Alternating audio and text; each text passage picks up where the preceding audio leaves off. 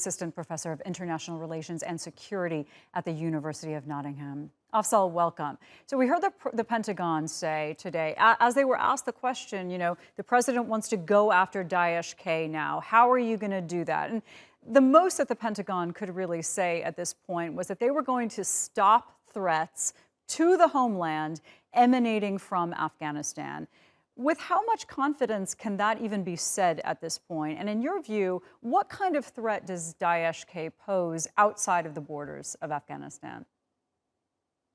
Well, those two questions. Firstly, I think we have to accept that the president has to make that statement to reassure the people of his country and to make sure that this isn't completely painted as a failure, as some people are trying to do. What can they do?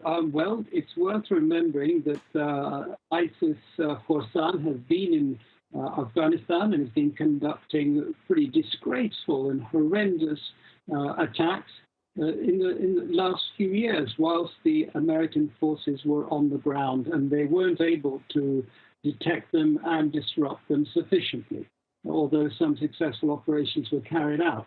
So finding these people on the ground and attacking them is something that may well take a long time. And I'm sure that the CIA and the Pentagon are determined to fulfill the mission that President Biden has set them in terms of punishing these people.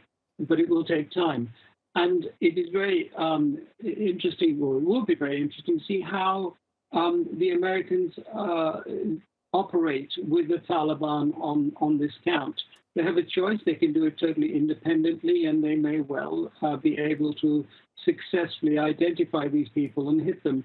On the other hand, they may well cooperate with the Taliban, who have now a greater degree of intelligence on the ground and who are motivated to try and destroy this organization, not just punish it, but to destroy it because it represents a great threat to them. So it'd be interesting to see how that develops. In terms of whether there will be a threat to the West from extremist groups in Afghanistan, well, again, it very much depends on how things pan out. The extremist groups, Al-qaeda and ISIS, have existed in Taliban over the last many years when the American government has been there, or American forces have been there, and they haven't significantly impacted any threat to the West. There have been plots that have been jointly planned in Afghanistan and elsewhere that have been successfully disrupted in Europe. But we must also try to see this thing in context. Afghanistan has not been the greatest area for these extremists to operate from. If people have forgotten that in Yemen, it's probably the only country where Al-qaeda has controlled vast areas of territory. And they haven't, in the last many years, been able to successfully mount attacks against the West from Yemen, and indeed from the many other countries where these terrorist groups exist. I think it is a fallback to the idea that 9/11 was planned and executed from Afghanistan, which is an idea that deserves a great deal more scrutiny than it's given. But even if one accepts the claims underlying that idea, then that will somehow resurrect itself. But every indication is that the Taliban are determined not to do that. I think the greatest threat, potentially, is if the Taliban leadership that currently exists is allowed to be replaced by a hardliner version of the Taliban from perhaps within its ranks, within maybe the foot soldiers, then there will be the possibility of greater threat to the West. But the current leadership shows every indication that it will only deal with its own problems. And that is in keeping with the culture, the Pashtunwali culture that has existed in amongst the Taliban, amongst the Afghans for centuries. They don't tend to export their problems. They tend to be very parochial, nationalistic, and indeed xenophobic. Afzal, those are excellent points. And another effect that nations outside of Afghanistan will feel what is going on in there is the outflow of refugees. A number of organizations, including the UN, have now estimated that 500,000 or more people will be flowing out. Can Europe and the nations surrounding Afghanistan handle this? Well, I think that's a good question. And my worry is this, that of course they will handle it for public relations reasons.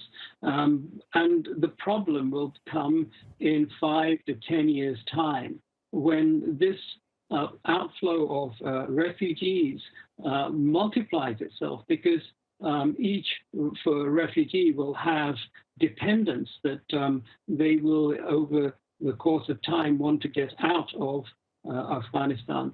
And we mustn't forget that before the fall of Kabul, there has been a very significant outflow of refugees for economic reasons. Turkey alone hosted over 150,000 refugees even before the Taliban came back on the scene. So we have a refugee crisis which is primarily economically driven and which has been exacerbated by European and Western media echoing the narrative that the Taliban represent a threat to civil liberties. Of course, what hasn't happened is that the 15 million or so Afghans who live in the countryside who do not feel a threat from the Taliban haven't been given a voice. My worry is that in 5 to 10 years' time, when these refugees are settled in Europe and when there's an economic crisis, what will happen is what has happened in the past.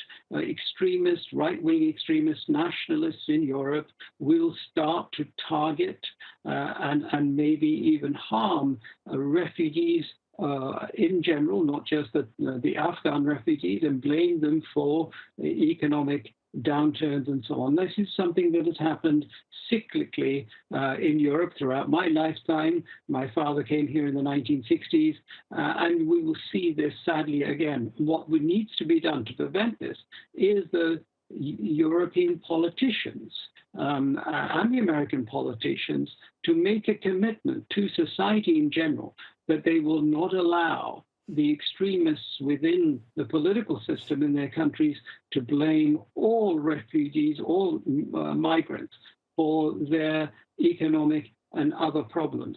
Because this is something we know from history will happen, and they will be scapegoated in the years to come. Sure. Afzal Ashraf, thank you for that perspective.